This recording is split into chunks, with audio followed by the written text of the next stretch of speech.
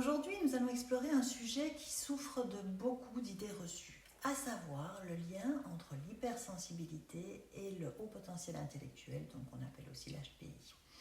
Le haut potentiel intellectuel se caractérise par une hyperréactivité cérébrale aussi, mais dans les zones gauche et frontales en fait du cerveau, c'est-à-dire dans les zones qui sont liées au raisonnement et aux apprentissages.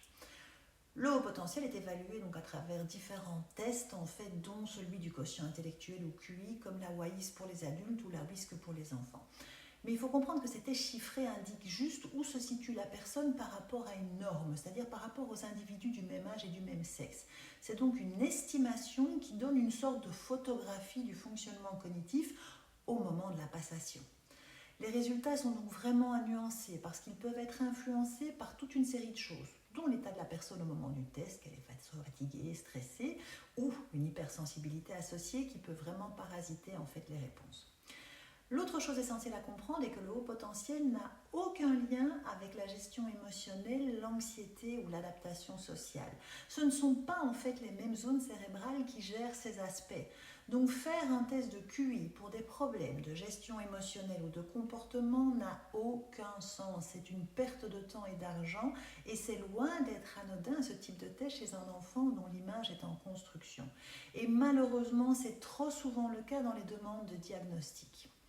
Alors justement, quand est-ce qu'il faut faire un test de QI qu'il y ait ou pas une hypersensibilité associée? On va le faire chez les enfants lorsqu'il y a des difficultés d'apprentissage, un ennui scolaire, des troubles dans la lecture, l'écriture ou le raisonnement. Et chez les adultes, c'est pareil, on fait un test en cas de problème cognitif. Il faut arrêter toutes ces demandes pour savoir, sous-entendu si on n'est plus intelligent et on est submergé ce type de demande en tant que professionnel.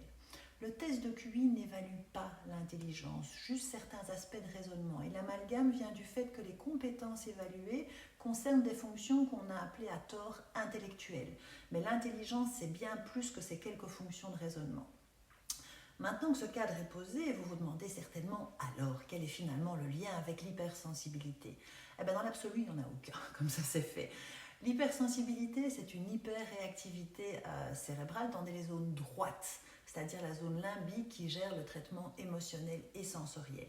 Il n'y a donc a priori aucun lien avec les zones gauche ou frontales, c'est-à-dire entre l'hypersensibilité et le haut potentiel. C'est des zones différentes qui sont concernées. On peut donc être haut potentiel pur ou hypersensible pur, ou on peut être mixte, c'est-à-dire que certains individus ont les deux volets associés. C'est ce que j'appelle donc ces fonctionnements mixtes, et on va alors évaluer le volet dominant. On parlera de HPS lorsque c'est le volet gauche frontal haut potentiel qui est dominant, et on parlera de HSP lorsque le volet droit hypersensible est dominant. Mais c'est loin d'être automatique ou obligé.